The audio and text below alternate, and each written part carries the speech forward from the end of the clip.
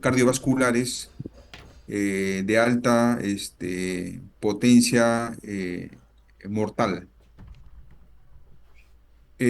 Cuando una persona presenta una pérdida de conocimiento y se produce un desenlace fatal, eso ya no es un síncope, pues, ¿no? Ya se llama, es otro, es un arresto cardíaco, quizás. Como vamos a describir, cuando nosotros describimos un síncope. Entonces, empezamos a definir qué es lo que es un síncope. Para eso, antes tenemos que tener en claro qué es lo que es una pérdida transitoria de la conciencia, o sea, una PTC, pérdida transitoria de la conciencia. La pérdida transitoria de la conciencia, como se describe aquí, es una pérdida como tal del conocimiento real o aparente que se caracteriza por una amnesia durante el periodo de inconsciencia. Además, un control motor anómalo presente en este episodio, una falta de respuesta, pero de una duración corta. Esa es una pérdida transitoria de la conciencia. Durante el episodio, el paciente no recuerda nada. El paciente pierde el control motor, sobre todo los esfínteres a veces. No hay respuesta. La respuesta es cero. Uno le llama, uno lo mueve y no hay ningún tipo de respuesta. Pero este episodio es de duración corta. Ese es lo que se llama pérdida transitoria de conciencia. Miren, la pérdida transitoria de conciencia lo vamos a clasificar en dos grandes grupos. La traumática, por un traumatismo craneal, y la no traumática. Entiéndase que por traumatismo craneal es porque, bueno, tiene un accidente de cerebro, un traumatismo encefalocraneano, o sea, se golpea la cabeza y le produce la pérdida de conocimiento. Entonces, esa no estamos estudiando hoy. Eso no es de exposición hoy. Lo que sí nos lleva a esta pérdida transitoria de conciencia no traumática. Y esta no traumática lo clasificamos en cuatro grandes grupos. Las causas raras, el psicogénico, cuando hay ataques pseudopsicopales debido a problemas psicológicos, algunos ataques psicogénicos no epilépticos, y el otro grupo, los ataques epilépticos como tal, que son los generalizados, los tónicos, los clónicos, los tónico-clónicos y los atónicos. ¿Sí? Y el otro gran grupo recién viene lo que es el síncope. Este síncope lo vamos a clasificar recién en síncope reflejo, en la hipotensión ortostática y el síncope cardíaco. Entonces, ¿qué es lo que es el síncope? El síncope es una pérdida transitoria de conciencia no traumática. Ahora hay que definir exactamente qué es el síncope. Entonces, como le menciono, el síncope es la pérdida transitoria de la conciencia debido a qué? A que ha habido una hipoperfusión cerebral brusca, inesperadamente, y este síncope se caracteriza por un inicio rápido, brusco, de duración corta, segundos, y de una recuperación espontánea completa. La recuperación de la conciencia se considera completa cuando el paciente recobra la apertura ocular, el paciente recobra el estado de alerta, el paciente ya tiene capacidad de interacción con el entorno, pero a pesar de eso, suele persistir transitoriamente una sensación de debilidad.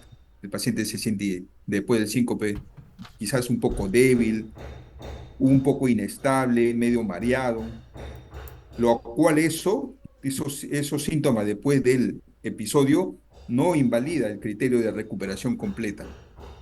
Entonces, recuperación completa es que recobra la apertura ocular, recobra el estado de alerta y hay una interacción con el entorno. Entonces, de duración corta es de segundos. Entonces, aquellos pacientes, por ejemplo, aquellos jugadores eh, que se ha evidenciado, que se ha visto que pierden el conocimiento y entran a un desenlace fatal, entonces ellos ya no recuperan, ¿no es cierto? Porque se fallecen. Ellos ya no recuperan la conciencia espontáneamente. Entonces, y eso ya no es, entonces ya no es un síncope, es una pérdida de conocimiento por de repente por algún otro evento subyacente, ¿sí?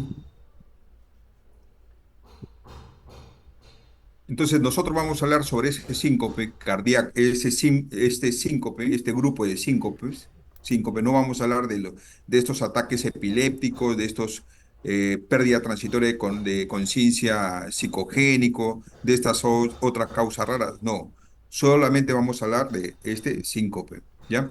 Describiendo entonces lo que es el síncope, vamos a determinar su clasificación, la fisiopatología, cómo evaluamos a un paciente y cómo hacemos el diagnóstico y qué distintas técnicas de diagnóstico existe para determinar qué tipo de síncope es. Y vemos algunos recursos terapéuticos que tengamos presentes para afrontar a estos pacientes. La clasificación del síncope está determinada por tres grandes grupos, ¿no es cierto? El síncope reflejo, que es el neuromediado, el síncope debido a una hipotensión ortostática y el síncope de origen cardíaco. El de mayor preocupación quizás sea el síncope de origen cardíaco. Es por eso que cuando una persona tiene un síncope, lo primero que se indica que sea evaluado por un cardiólogo. Entonces, miren, el síncope reflejo o el neuromediado es aquel paciente que ha habido alguna alteración en el sistema, ha habido una respuesta refleja exagerada que puede producir una bradicardia o una vasodilatación. Esa bradicardia o esa vasodilatación va a reducir el retorno venoso y por ende va a disminuir la presión arterial y va a haber una hipoperfusión cerebral y se produce el síncope. Según el mecanismo que predomina, se puede clasificar a todos estos síncopes por reflejo, se puede clasificar en vasomotor cuando predomina la caída de la presión arterial, cardioinhibitorio cuando predomina la caída de la frecuencia cardíaca, o sea, predomina la bradicardia, o puede ser mixto también, cuando está presente simultáneamente ambos mecanismos, o sea, la baja de la presión y la presencia de una bradicardia. El síncope de reflejo o neuromediado lo vamos a clasificar como vasovagal, ¿sí? Que incluye en esta descripción al síncope ortostático y al emocional. Este síncope es el 60% de todo, más o menos un promedio de 60% de los síncopes en general. Habitualmente es acompañado por síntomas o por prodromos. Generalmente estos síncopes de vasovagal se observa en pacientes jóvenes, entre los 10 a los 30, en los 30 años. El otro síncope neuromediado es el situacional. Esto es debido a situaciones específicas como la micción, la defecación, la tos, la deglución o la risa. ¿Qué involucra en este síncope situacional?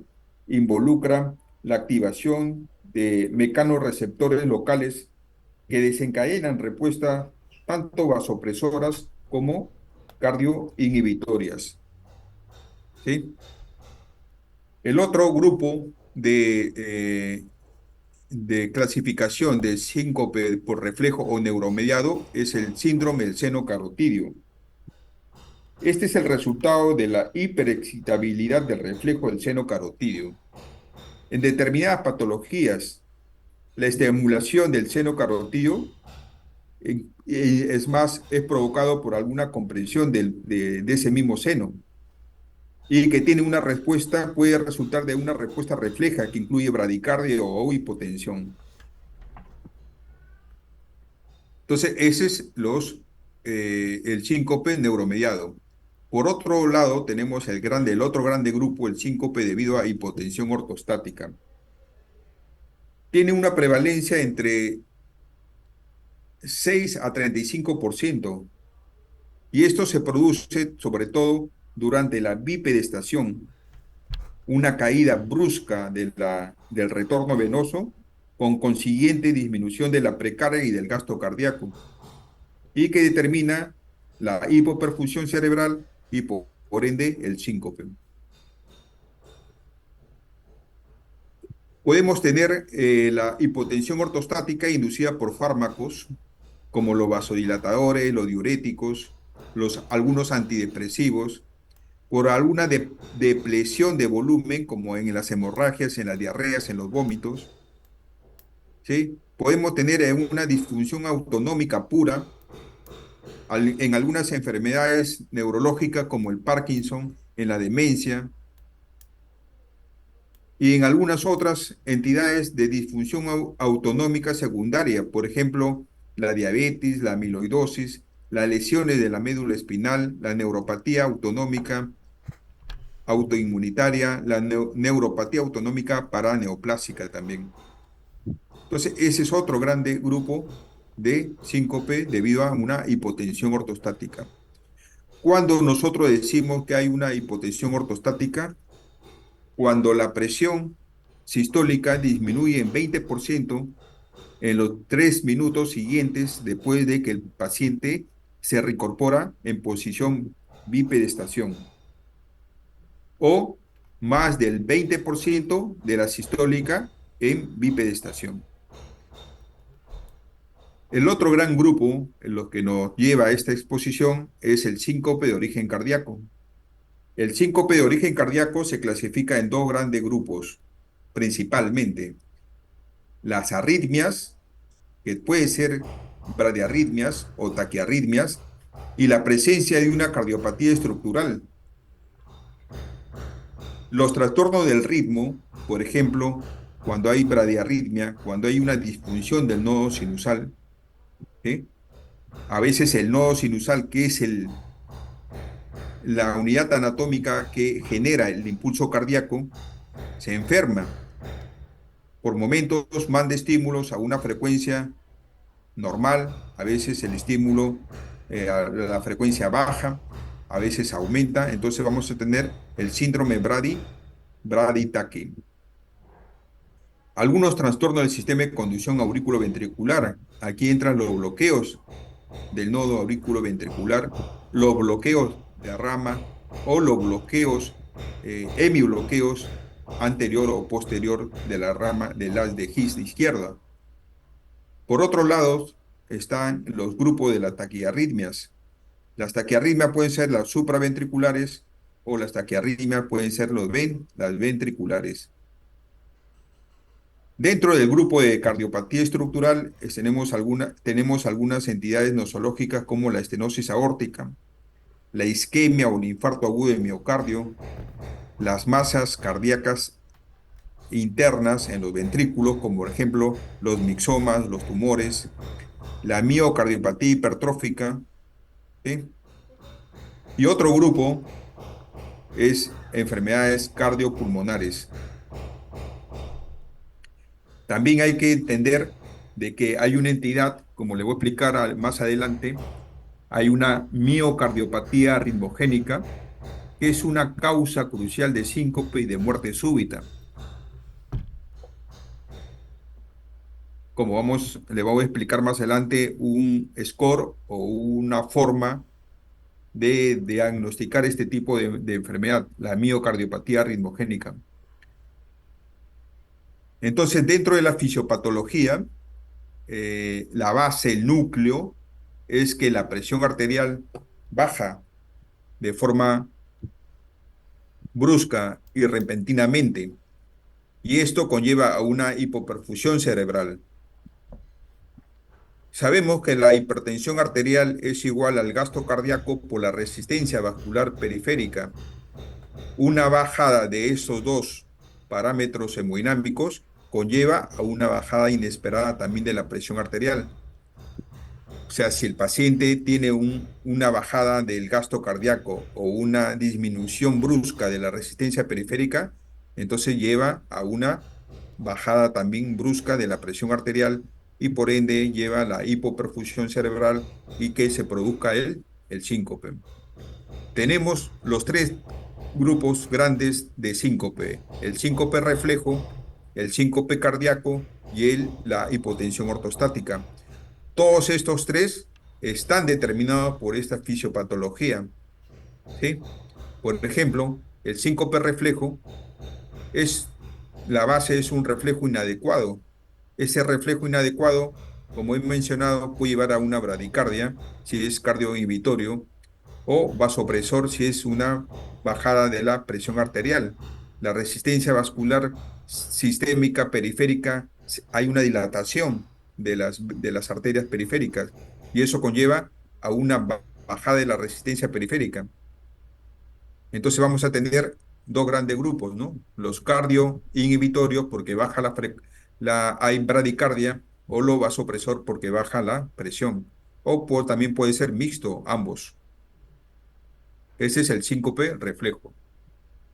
El síncope cardíaco, como hemos descrito, puede haber presencia de alguna arritmia que puede ser una bradiarritmia o una taquiarritmia, alguna enfermedad estructural cardíaca presente o algunas otras alteraciones, como le hemos mencionado, la parte eléctrica en la miocardiopatía arritmogénica. Esto, de igual manera, la arritmia, por ejemplo, las bradiarritmias hacen bajo gasto.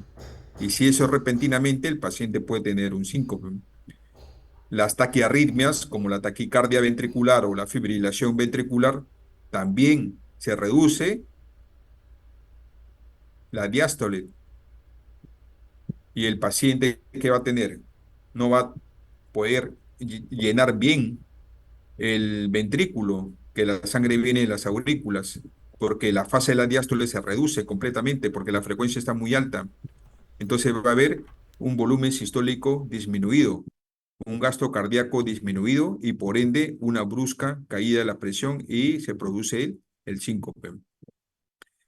De igual manera, la hipotensión ortostática debido a una depresión de volumen, a una acumulación venosa, a la disfunción autonómica secundaria o a la primaria, todos estos, por ejemplo, va a alterar alguno de los parámetros hemodinámicos periféricos o del sistema nervioso central autónomo, que va a llevar a través de algunos reflejos la bajada de la frecuencia cardíaca o la dilatación de las arterias periféricas y por ende la bajada de la resistencia o la bajada del gasto cardíaco.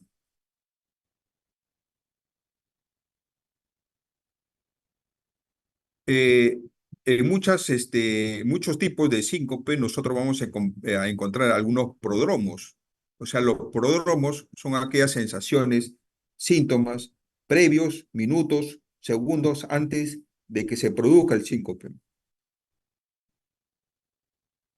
Los síncopes cardíacos generalmente no tienen prodromos. Los que tienen prodromos son los síncopes neuromediados o lo de la hipotensión ortostática. Estos síncopes, estos prodromos, pueden ser de diferente índole: trastornos visuales, auditivos, el paciente presenta un mareo, una debilidad, una fatiga, ¿sí?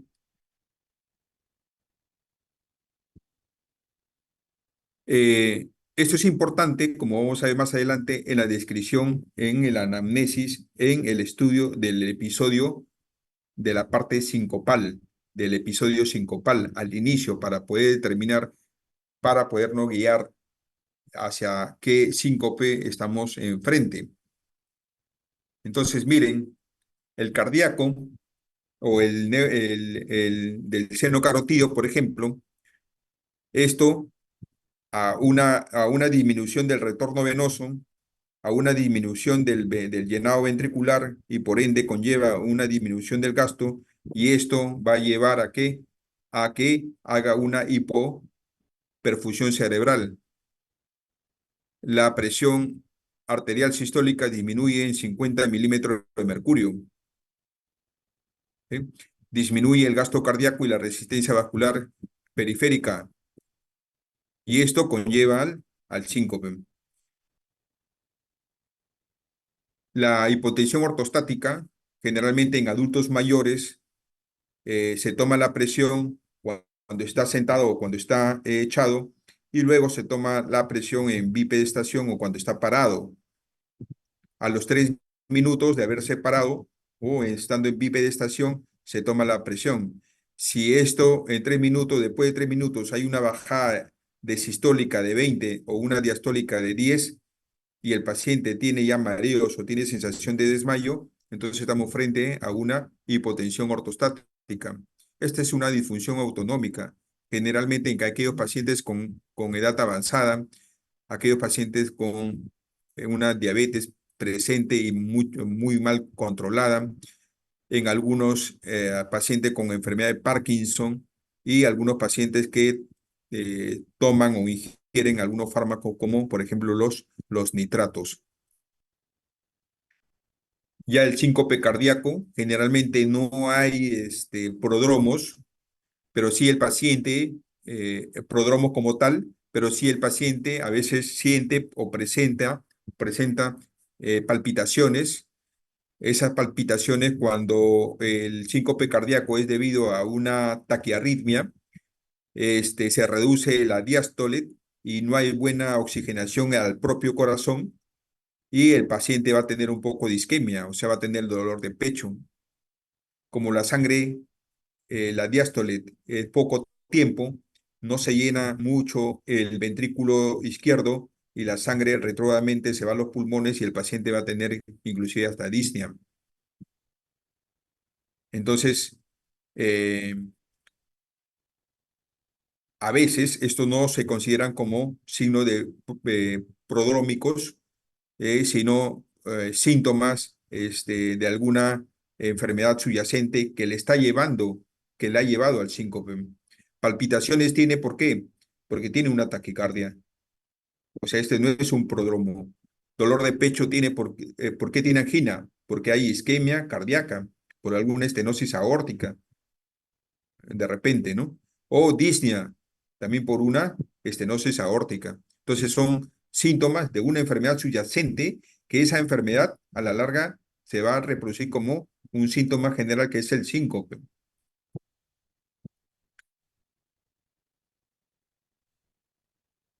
Importante también es hacer el monitoreo del paciente para hacer el diagnóstico de síncope en un estudio de electrocardiografía. Mire qué cuán importante es todavía aún el estudio del electrocardiograma.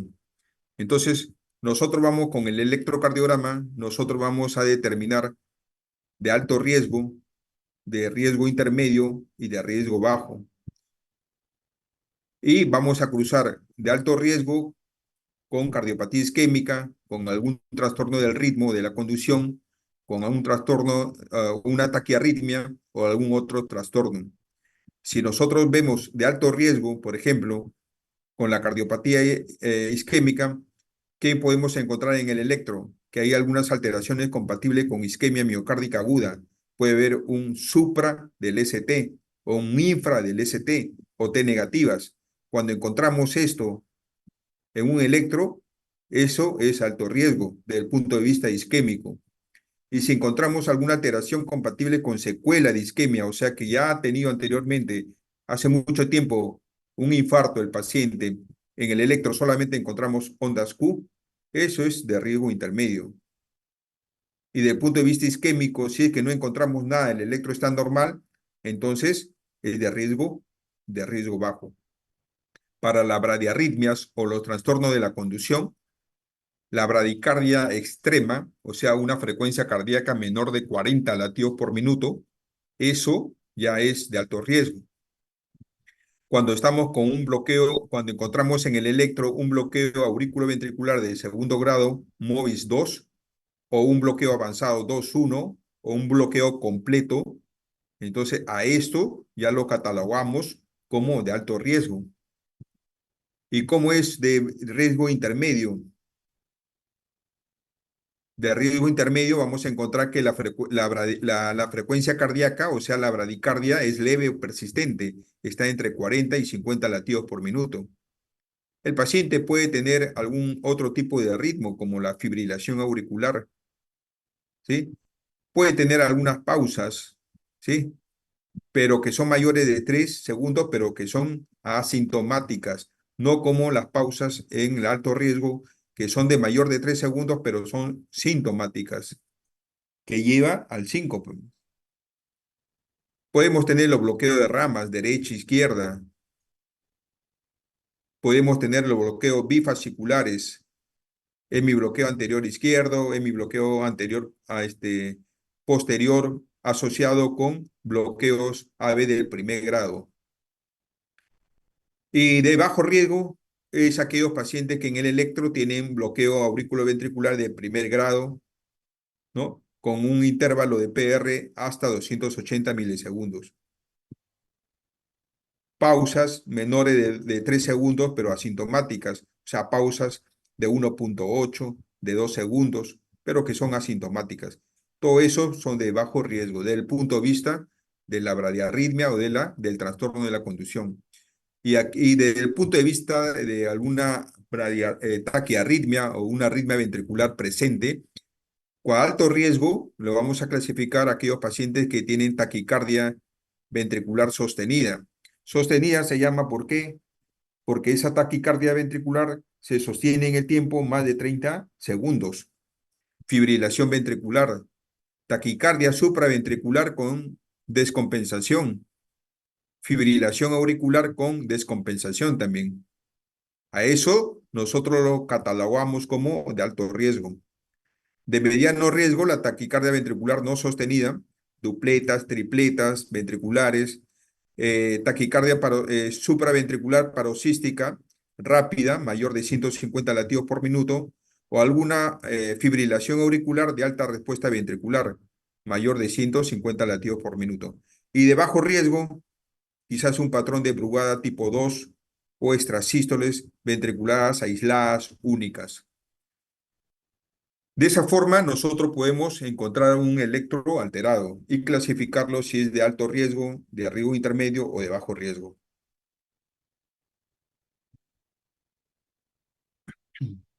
Otro de los exámenes importantes para determinar el tipo, sobre todo en el neurovagal, el tipo de síncope es la prueba de la mesa basculante o TIL-TEST.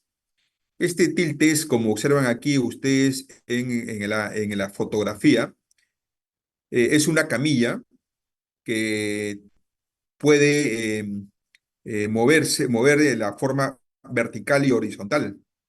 Y al mismo tiempo, el paciente está con un sensor de presión arterial, con un sensor, de un electrocardiograma y un sensor de un saturador donde puede observar la saturación y la frecuencia cardíaca. Todo eso está monitorizado. Se miden dichas mediciones en posición vertical a 0 grados, después a 30 grados, 45, inclusive a 70, en determinado tiempo. Y se va observando. Y según esto, según los resultados, nosotros podemos determinar qué tipo de vaso vagal tiene, cardioinhibitorio o vasopresor. Algún cambio en la presión o algún cambio en la frecuencia. O si es mixto, si es tanto inhibitorio o si es al mismo tiempo vasopresor. Entonces, ¿cuáles son las indicaciones, no? Miren, la indicación de una monitorización continua la indicación de un ecocardio transtorácico y de laboratorio. ¿Sí? Monitorización continua y un ecocardio a todo paciente con un síncope cardíaco, ya sea arrítmico o no arrítmico, que en el electro sea normal, de riesgo intermedio o alto. Ellos ingresan a una unidad de síncope, donde se le van a observar, y ingresan a hospitalización aquellos con síncope de alto riesgo. De laboratorio, cuando hay sospecha clínica de alguna alteración responsable del síncope, alguna alteración hidroelectrolítica, ¿sí? Por ejemplo. ¿Cuál es el objetivo clínico? En la monitorización, detención precoz de las arritmias, tanto brady o taqui, o detención precoz de la hipotensión arterial o de algún trastorno hidroelectrolítico, que el paciente esté en hipoxemia. ¿Y cuál es el objetivo clínico del ecocardio transtorácico? Encontrar alguna cardiopatía estructural subyacente.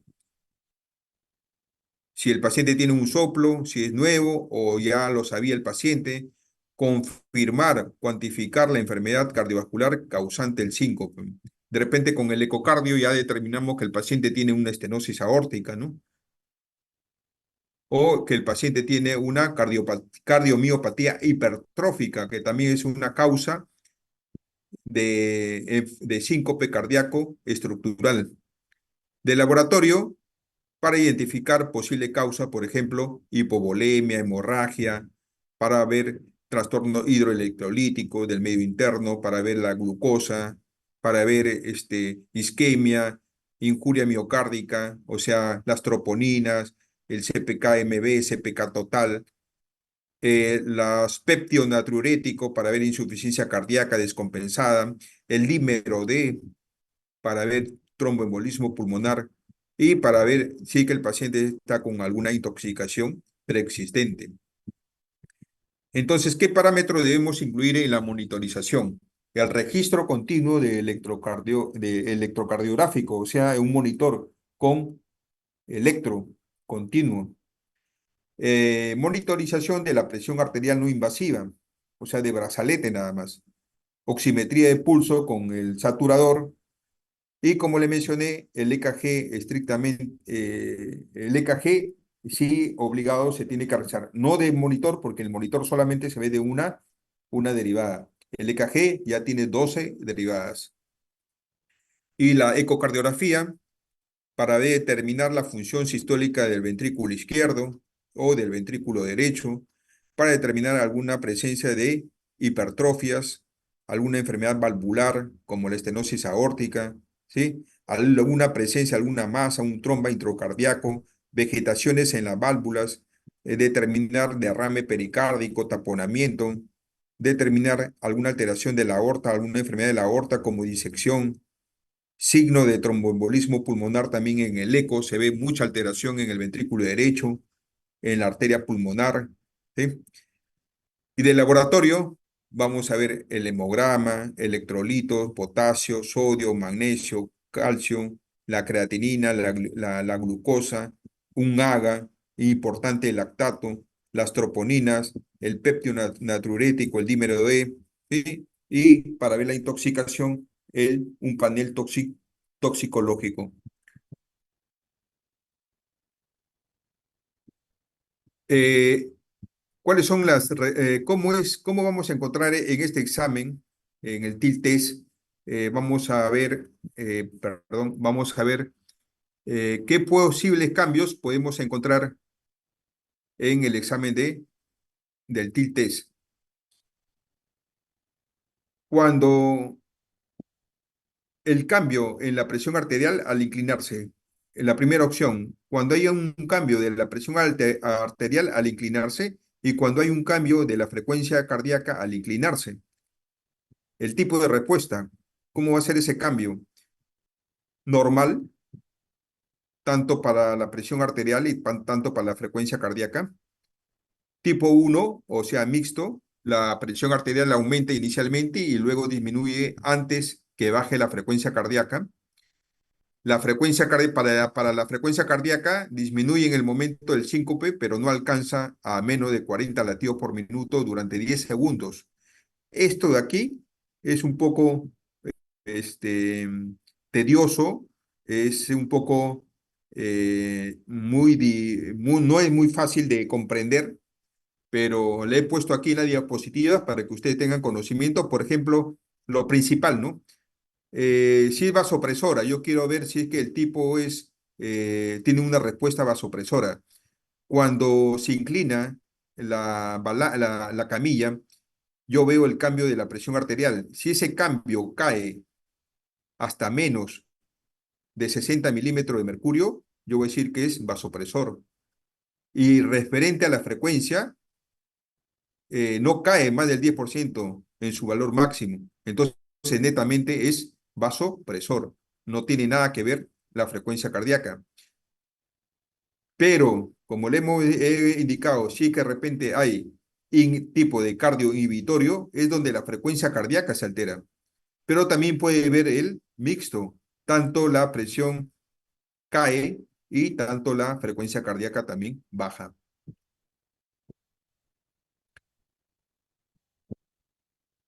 Este es un algoritmo cuando tenemos un probable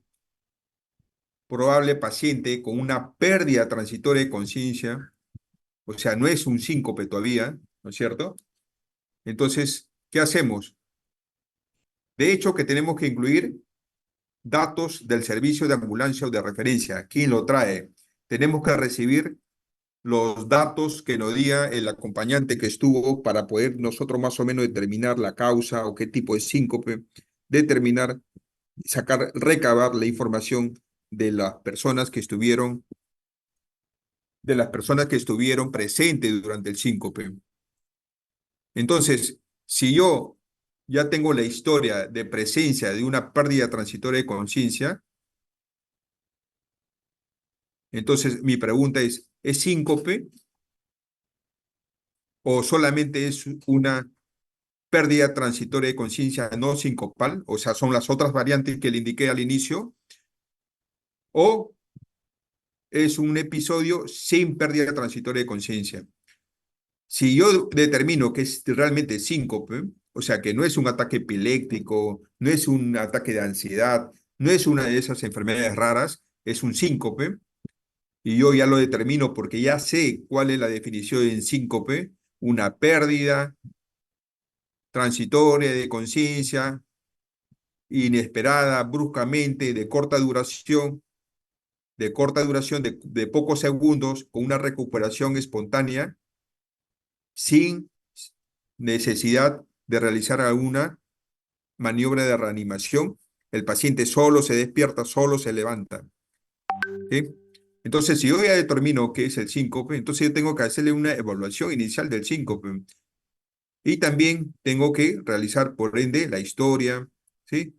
Tengo que ver el examen físico, realizarle un electrocardiograma, tomarle la presión, tanto en posición supínica como ortostática. Si mi diagnóstico con esta evaluación inicial es incierto, ¿sí? Entonces voy a ir a determinar según como la tabla que le he mencionado. Pero si el diagnóstico es cierto o muy probable, entonces ya voy a ir, como más adelante le voy a indicar, a llevar un tratamiento. Pero si el diagnóstico es incierto, yo lo tengo que estratificar de toda manera al paciente. Y lo voy a ver como si fuese riesgo alto de altos eventos a corto plazo, riesgo bajo de síncopes recurrentes o bajo riesgo de recurrencia única o rara. Si es de bajo riesgo de recurrencia única o rara, le doy la explicación al paciente y no necesita ningún tipo de evaluación. Pero si es de riesgo bajo de síncopes recurrentes, quizás necesite pruebas complementarias seguidas de su tratamiento. Pero si de riesgo alto de eventos graves a corto plazo, sí necesita una evaluación mucho más profunda, más temprana y necesita tratamiento.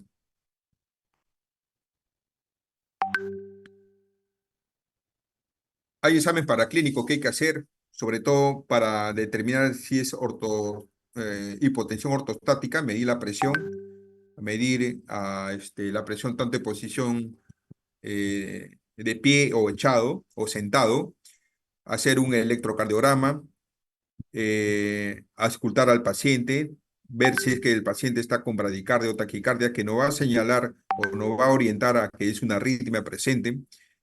También no hay que olvidar que tenemos que hacer un examen neurológico a estos pacientes y algunos exámenes complementarios, principalmente el electrocardiograma.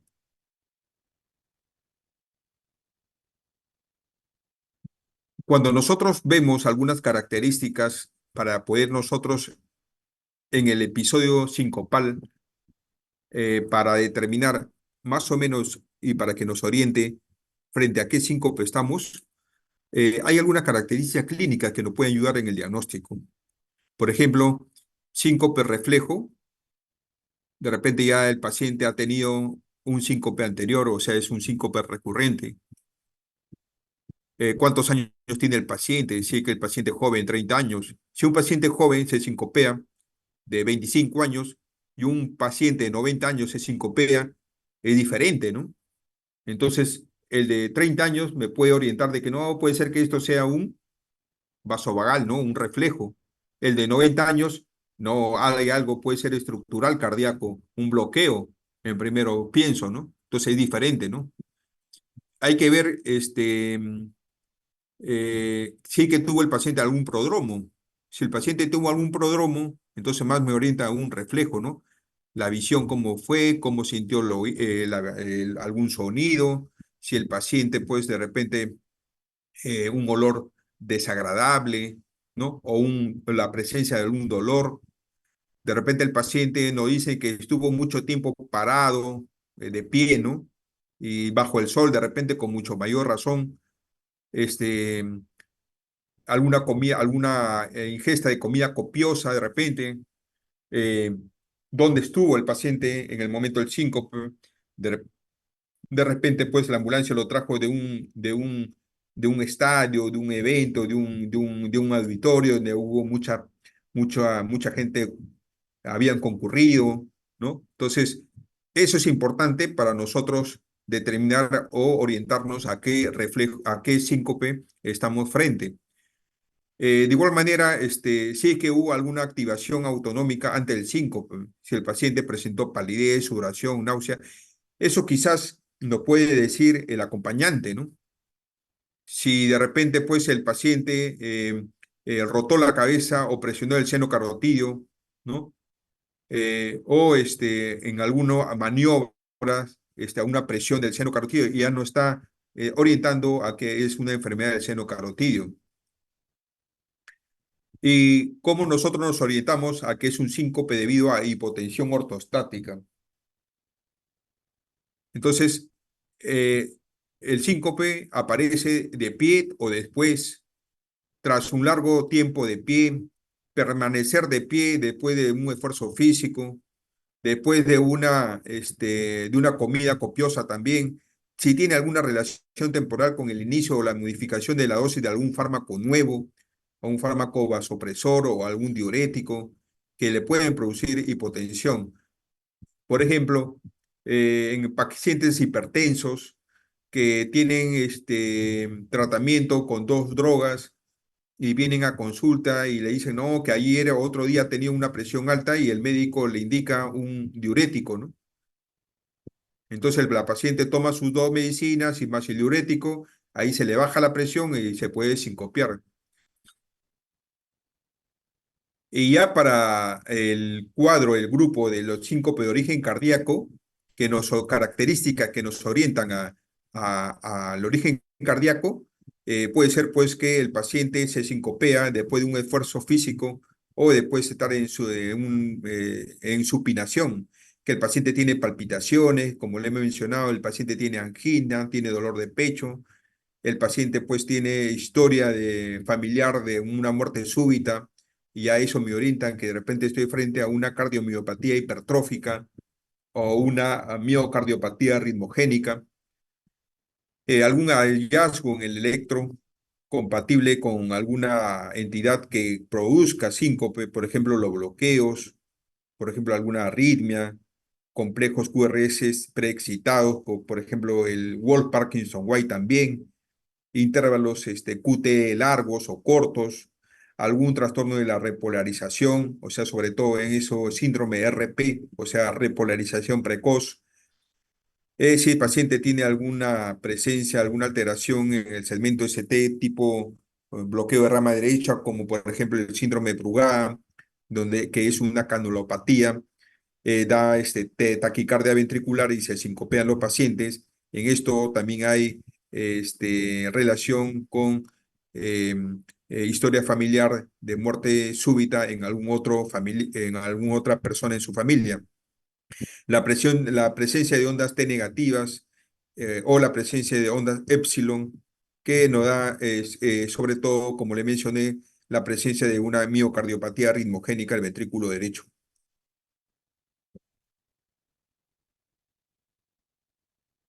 Entonces, el síncope le vamos a catalogar como de característica bajo riesgo, de alto o bajo riesgo, sin características de alto o bajo riesgo y cualquier característica de alto riesgo. Todas estas van a ser generalmente, según las guías, se recomiendan tener en un hospital de alta complejidad una unidad de síncope. Nosotros no tenemos una unidad de síncope, pero se hacen ver una unidad de urgencia, un servicio de urgencia, una unidad de trauma shock. Según eso, va a ingresar al hospital ya con un diagnóstico presíncope para estudio y el tratamiento respectivo, o de repente el paciente será dado de alta y será derivado a consulta externa de cardiología para que siga los exámenes auxiliares pertinentes, porque es un síncope no de muy alto riesgo, ¿no? Es importante en el acontecimiento psicopal determinar, como le he dicho, bajo riesgo, riesgo elevado, hay mayor, menor, ¿sí? A través de la historia clínica también podemos determinar bajo riesgo, riesgo alto o mayor, ¿sí? Y en la exploración física también podemos determinar si es de bajo riesgo, de alto riesgo o riesgo mayor, ¿sí? Y esto ya le he descrito anteriormente. eh,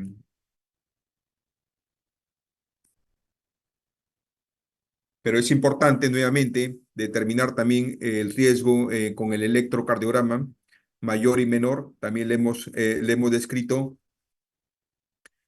Y el tratamiento, como ya para terminar, el tratamiento del síncope, según la evaluación diagnóstica, si el síncope es reflejo o es parte de una hipotensión ortostática, hay que considerar el tratamiento específico, o sea, de lo que le ha llevado al síncope, o hay que hablar con el paciente, a veces suele solamente bastar con una instrucción, tranquilizar al paciente y evitar algún factor desencadenante para el síncope, ¿no?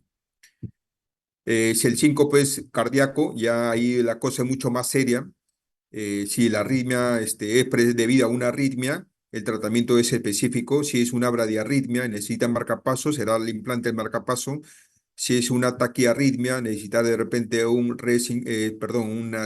cardiodefibrilador automático implantable, o sea, un DAI, si es la presencia de una taquiarritmia, como taquicardia ventricular o fibrilación ventricular. Y si es alguna enfermedad estructural, el tratamiento de la enfermedad subyacente, la estenosis aórtica, la cirugía de cambio valvular, ¿sí? Si es una cardiopatía hipertrófica, que ahí hay una obstrucción del tracto de salida del ventrículo izquierdo, entonces se irá a cirugía para ampliar el tracto de salida por corte o por tratamiento a través de alcohol. Si el síncope es de causa desconocida, de muy alto riesgo, de muerte súbita, entonces hay que estudiar algunas entidades específicas, como el síndrome Brugada, las cardiomiopatías dilatadas, la cardiomiopatía hipertrófica y la miocardiopatía ritmogénica del ventrículo derecho y los síndromes de QT, QT largo y QT corto. Entonces, si es reflejo, hay que ver Si es recurrente o de forma grave, hay que ver qué fenotipo tiene, es vasopresor, si es que hay prodromos, si es que hay algún fármaco hipotensor que le esté produciendo y si domina la bradicardia. Entonces, si es de presión baja, entonces de repente le indicamos a los pacientes midodrina o fludrocortisona, que ayuda bastante, pero si de repente es cardioinhibitorio o es una bradiarritmia, entonces de repente necesita una estimulación cardíaca, por ejemplo, un marcapaso cardíaco. Si es debido a fármacos de que producen hipotensión, hay que interrumpir, hay que suspender ese tratamiento, ¿sí? De algún, ¿cómo se llama? De algún fármaco, por ejemplo, primero se suspende si es los diuréticos, después los ARA2 y después los calcioantagonistas. Pero si ya se evidencia que hay una hipotensión ya constante, eh, definitivamente se le suspende toda la medicación para la hipertensión. ¿Por qué? A ver, eh, si el paciente es hipertenso y una de repente hace un episodio de hipotensión, es por un momento así, un episodio de hipotensión. Después la presión se le puede subir.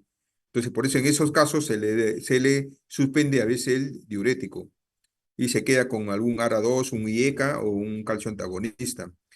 Ya si eso ya es más severo, ya se va reduciendo poco a poco, ¿no? Ya para terminar, eh, cómo es el manejo de este síncope cardíaco por una disfunción del nodo sinusal o un bloqueo. Ya hemos hablado, la mayoría, si hay una bradicardia documentada por el electro o si estamos frente a un bloqueo bifascicular. Bloqueo bifascicular se llama aquella conjugación de un bloqueo auriculoventricular de primer grado más un hemibloqueo anterior o un hemibloqueo posterior. Eso se llama los bifasciculares. Si hay una bradicardia ya documentada en el electro y estamos frente a una disfunción del nodo sinusal, va a necesitar una estimulación cardíaca, o sea, un marcapaso. Si es un bloqueo a partir de segundo grado, como MOVIS 2 o un tercer grado, sí va a necesitar un marcapaso. Pero si estamos frente también a bloqueos bifasciculares, eh, el paciente se le hace al inicio un estudio electrofisiológico, se le va a determinar algunos parámetros, el HB, que sea mayor de 70 milisegundos, o presenta en el estudio electrofisiológico un bloqueo auriculoventricular que no lo tenía y que tiene pausas sintomáticas más de 3 segundos o asintomáticas más de 6 segundos, entonces eso se van a una estimulación cardíaca, o sea, marcapaso. Y por último, a ver, el síncope por arritmia, por taquiarritmia, vamos a tener la taquicardia ventriculares y la taquicardia supraventriculares. Las taquicardias supraventriculares pueden ir a una ablación con catéter, que es la mejor recomendación. O sea, son aquellas taquicardias que se generan en las aurículas. Y un tratamiento también de medicación, ¿no? Antiarrítmicos. Y si usa una taquicardia ventricular, puede ir en una ablación, también es la indicación número uno, pero como también puede haber un implante de DAI, un desfibrilador automático implantable, o tratamiento antiarrítmico, si que fuese el caso. Ya es una recomendación 2A. Y por último, ahora sí, miren, una de las entidades que genera bastante controversia y bastante sensacionalismo en la población cuando vemos que algunos este, deportistas profesionales, uno dice, un deportista profesional tiene el corazón bien fuerte. No, el corazón, hay una patología que se llama corazón de atleta. Ellos desarrollan una hipertrofia a veces, pero junto con esa patología, como esa cardiopatía cardiomiopatía hipertrófica, también hay un grueso, una cierta cantidad de pacientes, una gran prevalencia, hay una patología congénita, se dice, congénita porque desde el punto de vista de una canulopatía, esta es la miocardiopatía ritmogénica. Esta es una disfunción global del ventrículo derecho. Tiene focos fibrosos, focos en el ventrículo de esclerosis. Y es de ahí donde nace la arritmia, que nace la taquicardia ventricular o nace la fibrilación ventricular, que lo lleva a la sistolia y por ende a la muerte. Entonces, estos pacientes, sí, como que hacen un episodio sincopal, pero estos pacientes, generalmente, hay algunos que son recuperados, o sea, hacen un arresto cardíaco, pero hay unos que terminan en un suceso fatal. Los que son recuperados, de repente podemos decir síncope, pero ya los que no son recuperados, ya no se habla de síncope, sino se habla de la misma patología subyacente. Entonces, miren, en el ecocardiograma es importante realizar el ecocardiograma y hacer mediciones tanto el ventrículo derecho y tanto el ventrículo izquierdo, pared anterior, pared posterior, diámetro de ventrículo izquierdo, diámetro de ventrículo derecho, fracción de eyección también, fracción de eyección del ventrículo izquierdo, fracción de eyección del ventrículo derecho. En el ventrículo derecho casi no identificamos o no realizamos una fracción de eyección, más es el porcentaje de contracción, se llama ahí. Se mide los diámetros en sístole y se mide los diámetros, el grosor del ventrículo, tanto en sístole y en diástole, y se hace un porcentaje. De igual manera, podemos hacer en estos pacientes una resonancia magnética. Y en la resonancia magnética, ahí vamos a determinar la FEBI, o sea, la fracción de eyección del ventrículo izquierdo y el ventrículo derecho. Vamos a determinar algunas normalidades regionales, puntuales de la pared del ventrículo derecho. Tenemos también que hacer, por ejemplo, para ver disfunción del ventrículo derecho o izquierdo, podemos hacer angiografía del ventrículo derecho. En una sala de hemodinamia se pinta con un contraste y se observa tanto en sístole y en diástole en tiempo real, gracias a una fluoroscopía, a una angiografía. También podemos caracterizar el tejido parietal a través de una biopsia endomiocárdica, sobre todo la pared libre del ventrículo derecho. Ellos hacen anormalidades de la repolarización en el electro, hacen T invertidas en precordiales del 1 al 3, hacen bloqueo de rama derecha completo. Entonces, toda esta conjugación de criterios tanto mayores, criterios menores, están bien descritas para hacer el diagnóstico de esta patología. Arritmias, si hay presencia de arritmias en el Holter o en el electro, si hay historia familiar, también nos vamos a discriminar en criterios mayores y menores. Y por último, un criterio mayor es el test genético. Entonces, ¿cómo hago yo el diagnóstico de esta patología? Hago el diagnóstico definitivo si yo tengo dos criterios mayores, un criterio mayor y dos menores, o cuatro criterios menores de diferentes categorías. O sea, cuatro criterios, un criterio ecocardiográfico, un criterio de anormalidad en la repolarización, otro criterio en las arritmias ventriculares o en historia familiar. Ya esos cuatro criterios menores de diferente entidad me da el diagnóstico de miocardiopatía ritmogénica. Eh, Ahí, con eso terminamos. No sé si hay alguna pregunta.